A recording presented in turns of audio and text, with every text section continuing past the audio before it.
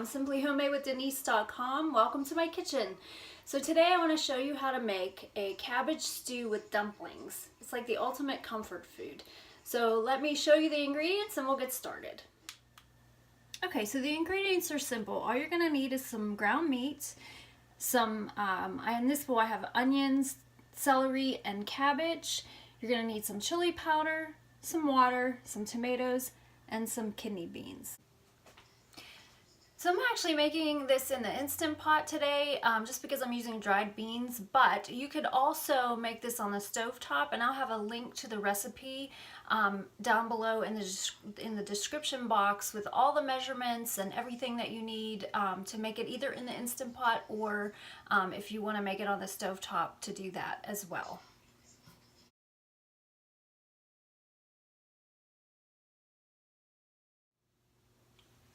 Okay, so I've let my Instant Pot come up to, I've turned it on the saute function, and it's hot now. So what I'm going to do is I'm using some very lean ground beef, so I am going to add a little bit of oil just to help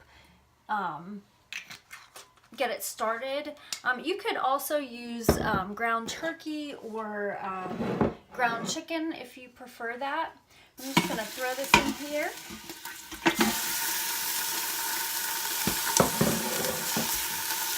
Let it cook, and I'm just going to break it up a little bit so that it starts to brown. So this is actually my great-grandmother's recipe.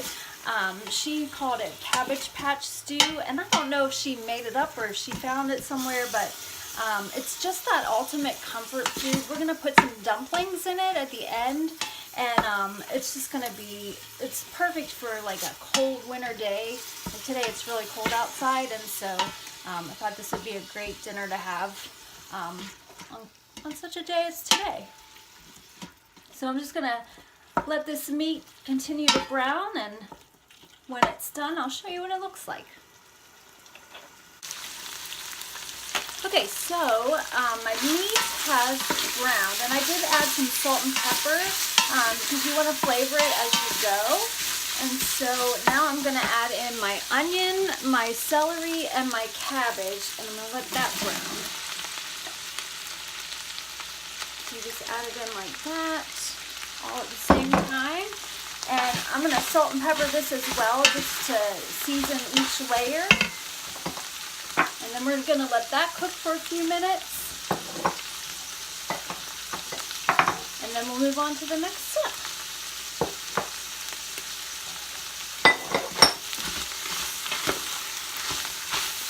Okay, so I've let my vegetables cook down a bit, and they're bright green and getting a little bit soft. So I'm going to start adding the rest of the ingredients. But I mentioned that this is my great-grandmother's recipe, and she was a Southern woman, and I remember having huge breakfasts with her. She would make biscuits and gravy and bacon and eggs. She was such a great cook, and so this kind of just it's comforting, not just because it's a stick-to-your-rib kind of meal, but also because it's something that, you know, that she made. And so, so next we're going to add these tomatoes right in, and that's going to deglaze the pan because there's a little bit of brown bits on the bottom, and you want to get that up because that is flavor. We're going to add in some chili powder, and this, I love chili powder. And it doesn't call for much, but we're going to add a little bit more than probably what it calls for because I like it. I'm going to add that in, and then some more salt and pepper. Make sure it's seasoned well. And then we're going to add our water and our kidney beans. Now, like I said, I'm using dried beans because I'm doing this in the Instant Pot, but if you're doing it on the stove, or you could even use canned beans in the Instant Pot, you just won't cook it as long. Like I said, I'll leave all of the measurements and everything down in the description below. And what I'm going to do is make sure that all my beans are covered in the liquid. Get everything in there, and then I'm going to put my lid on. I'm going to cancel this. I'm going to put my lid on and make sure it's set to sealing, not venting, so it can gain pressure. And I'm going to cook this for about 45 minutes just so that the beans have a chance to cook through. And when it's done, I'll show you how to make the dumplings.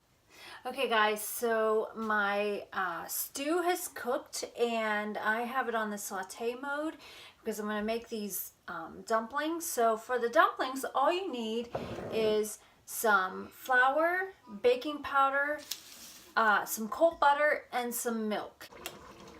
Okay, so I'm going to take my butter. I have 3 tablespoons of butter here, and I'm going to cut it into my flour. I'm going to use my hands just because I find it easier to use my hands, and you could absolutely use like a pastry cutter, or if you have a fork, if you want to do that, 2 knives, that's fine too. But I'm just going to cut it in here.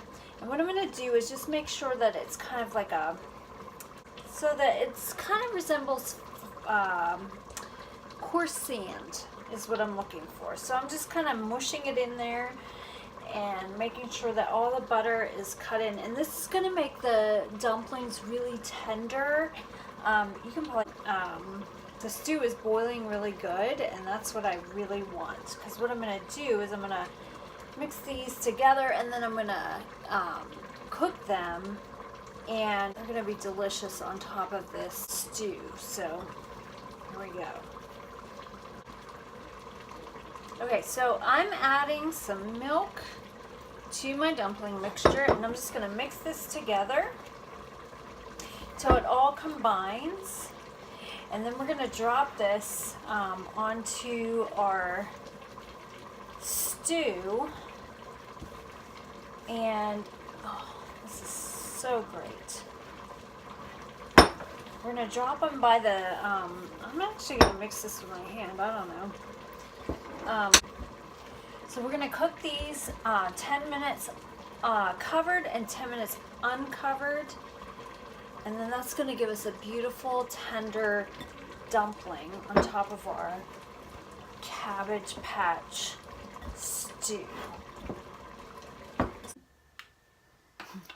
Okay guys, I have cooked the dumplings for 10 minutes covered, 10 minutes uncovered in the Instant Pot.